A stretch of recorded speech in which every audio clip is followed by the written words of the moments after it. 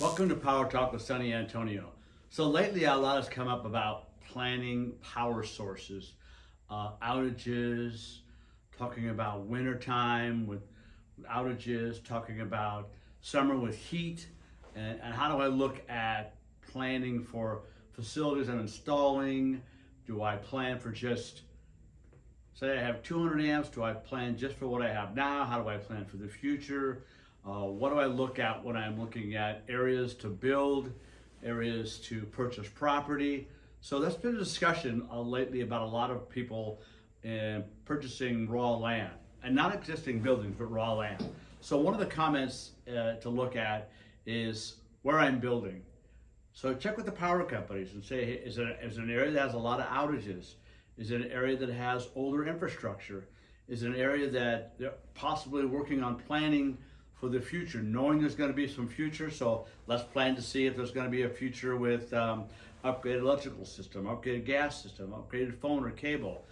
So when you're looking at planning a property, may it be a subdivision, a commercial building, may it be extensions from existing facilities that you might see out there, work with your power companies, work with your gas department, work with the existing phone or cable company to find out what is actually out there. Again, consultants can help you a lot. They know how to get through the red tape and talk about what to look for, what to plan for. Is there any future being planned? And one of the items that's hard for customers, hard for even builders, large builders, residential, commercial, is knowing what their rights are.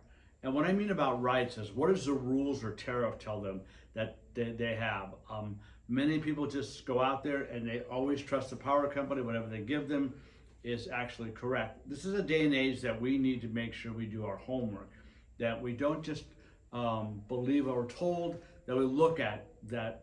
What is the rule? What is the tariff? California Public Utilities Commission has a rule and tariff for all power companies that are monitored or regulated by the CPUC. Edison, SoCal, San Diego, PG&E, those are all regulated by the Public Utilities Commission.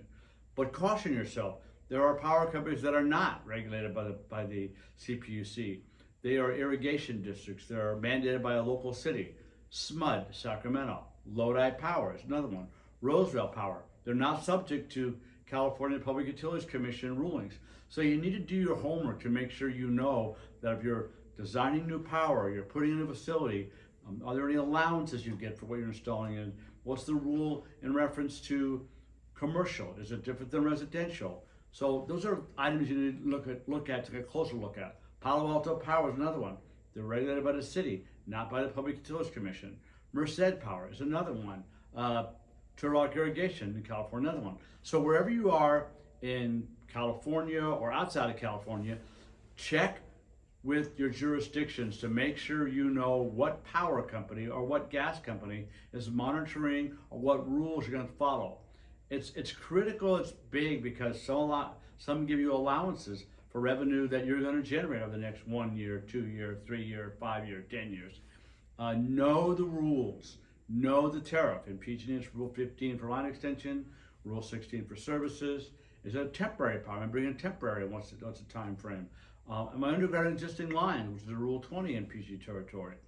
So I guess this segment we want to talk about looking at what you know your rights are, what the rules are going to tell you, what the tariff's going to tell you, what are you governed under, and know all that before you get into it. What you have to pay for, what is considered betterment, what is considered what costs that you're going to generate because you are going to build that house. So infrastructure from that existing infrastructure to you is going to cost you X.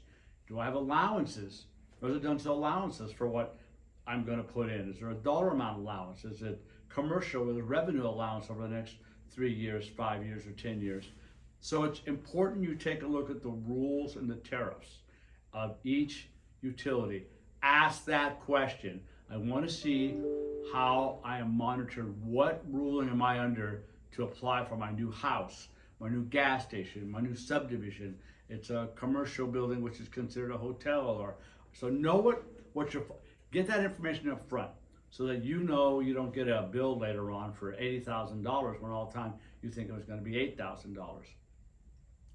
Know the rules, know the regulations, find out how you're being designed and what you're going to be designed to. That's why it's critical to get an applicant designer or a utility consultant involved. If you're in an area that allows you to design, get an applicant designer. Someone's going to engineer the work in lieu of the power company. They're just going to look, review it and monitor and give you pointed connections. That's different than a consultant. A consultant is not designing. All they're doing is looking at the product, helping you get through some red tape, and monitoring things that you may not understand. The problem sometimes with having, if you're in an area like PG&E that you can use a designer, designers can do things faster than a power company. They can engineer it faster, certain things can happen. If the power company is designing it, you gotta wait to get a drawing before you have a pre-con. If your designer is designing it, once you get a design to submit it for review, you can have a pre-con. You can actually build the trench and the conduit and the vaults and boxes. A lot of information that we're gonna give you right now, but it's critical information to stay on task and stay on schedule of what you're building, and making sure you monitor that, making sure you do follow-ups with that, making sure you know what rule you're gonna follow. What work can you do? Can I do the trenching? Can I do the conduit work? What am I required to do?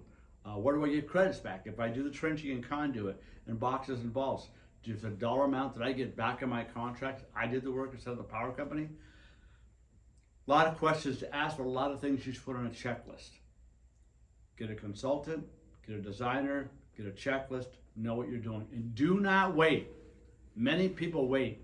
They'll start their project and it's too early to get a hold of PG&E and phone and cable. It's too early to talk to phone and cable because we're in early stages of civil drawings, whatever. No, that's the time you need to get them involved. You need the designers or the utility company or your consultant involved early on. Early on. When you're designing the streets and the water and the storm and the sewer and the bioswales, you want that designer, that consultant for power on board now. There are requirements when you're doing trenching. How far away you gotta be from a wet trench to a dry trench. So when you're designing the backbone, you gotta make sure this all fits in. Can boxes be in the street? Some boxes cannot. They have to be behind a sidewalk or in a sidewalk. So you need to look at that information. What about, where do I have to bring in the sweeps? Out of the sweep, I'm not trenching in the street, I gotta run into a transformer vault or a vault, and I gotta come out. How many 90s sweeps can I have before I have to put another vault in? What about bioswales? Can I cross a bioswale? Can I be under a bioswale? No, I've gotta be 3 feet away, just like wet and dry, edge of trench, edge of trench. Items that you need to be looking at as you're planning your project. Forward planning. You can never get the wet utilities and dry utilities too soon. You're working on streets and storm and sewer and water. You should be at the same time looking at electrical, gas, phone, cable. Trench routes, locations of vaults, locations of transformers. Where do I have to be up a house? If I'm putting the house up, where's that meter gotta be? Get an elevation from the utility company saying, hey, if I put this gas industrial meter on the side of the house, what requirements do I have? What restrictions do I have? Well, I've got to be, so far from a vent, so far from a window for gas, so far from the corner of the building. All these requirements you should be looking at upfront planning. I'm planning my project. We've got to the point to plan if there's power available. Now you know you have power available for electrical, or you can get power to meet your need of your project. Now what's the next step planning? This is your next step planning. Planning to figure out where everything's gonna go. Water, storm, sewer. Where do I put dry utilities? Where does vaults go? Where do transformers go? Where do I have to tie into? How far out do I have to get to before I have to tie to PG&E's existing facilities? What about gas? Location of how gas sits on the side of a house.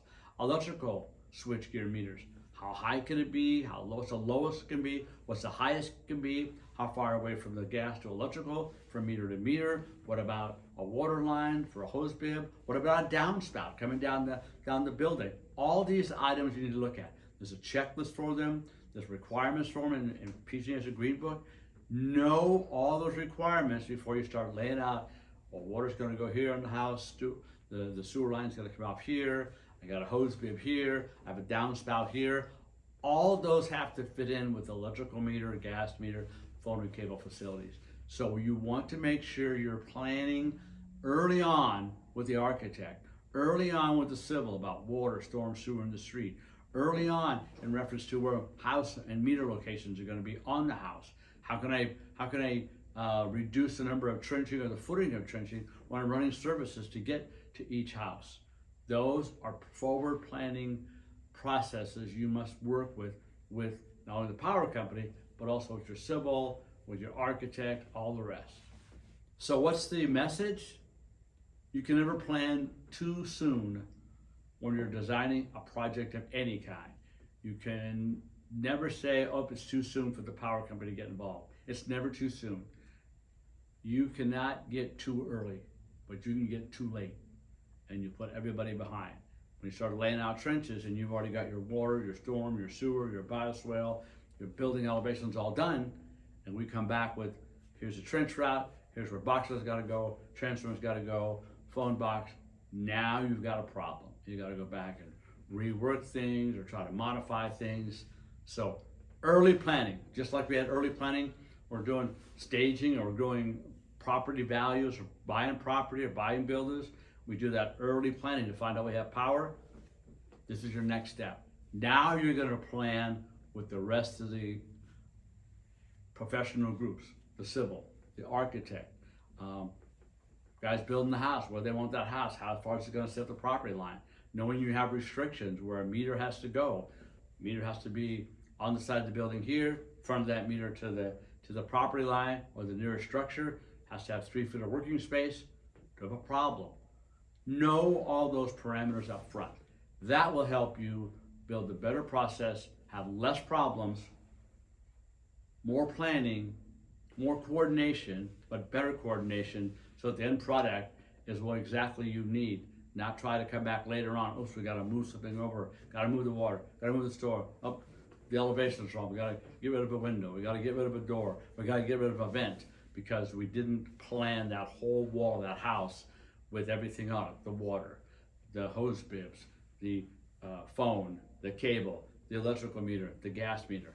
Planning, reviewing, bring in professionals for every part that you're working on. Civil for civil, architect for architect, dry utility for gas, electric, phone, and cable. I hope this helps, and I hope that we'll see you on the next segment of Power Talk with San Antonio. At this time, happy July 4th. Enjoy. Until next time. Thank you.